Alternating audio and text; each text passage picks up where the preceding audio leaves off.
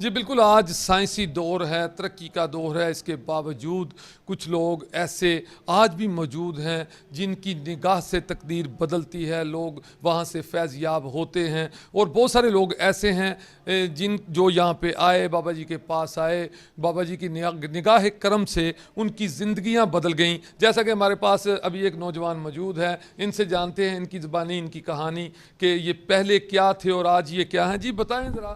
जी अस्सलाम वालेकुम।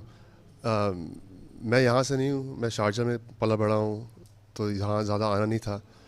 लेकिन एक कशिश सी पैदा हुई कि मैं एक अल्लाह के वली के पास बैत करूँ, और ऐसा हुआ कि अल्लाह की फजल से जो है मैं बाबा जी 11वीं शरीफ वाले के पास आया और बैत की कुछ 7 साल पहले।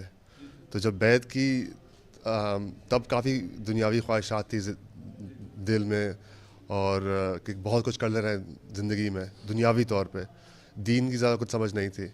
लेकिन जैसे जैसे बाबा जी की निस्बत में पेश होते रहे, दरबार शरीफ की खिदमत में लगे रहे, तो जितनी भी ख्वाहिशात थी दिल की वो सब तर हो गई आहिस्ता आहिस्ता। और खुदा के फजल से, बाबा जी की दुआओं से, उनकी निगाह से जो कुछ चाहता था वो बिल्कुल सामने आने लगा। और पीर साहब जो हैं वो सुन्नत अता कर रहे हैं हुज़ूर सल्लल्लाहु अलैहि वसल्लम के। जी खैर साहब, आप बताएं कि बाबा जी ने जैसा कि आपका भी बताया, कुछ थोड़ा सा बस आपकी। बाबा जी सरकार के जी हम आए हैं, और अब पोजीशन ये है कि बाबा जी सरकार के साथ जब तक मैं रोज़ाना नमाज ना पढ़ूं 2 टाइम की, मुझे सुकून नहीं मिलता। और मैं बड़ा सुकून से हूँ।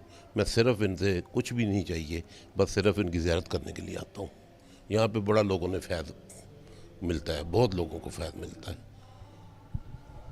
जी जी बिल्कुल, जैसा कि आपने सुना है कि इनका कहना है कि दिल को सुकून मुयस्सर होता है, दिल को सुकून मिलता है यहाँ पर आने के बाद, बाबा जी के साथ नमाज़ पढ़ने के बाद। क्योंकि इनकी मोहब्बत है, और मोहब्बत के बाद कुछ ना कुछ इन्होंने देखा है। इनका देखें, इस साइंसी दौर के बावजूद, तरक्की याफ्ता दौर के बावजूद, ये लोग समझदार हैं। इन्होंने कुछ देखा है, इनके दिल को क्यों सुकून मिलता है।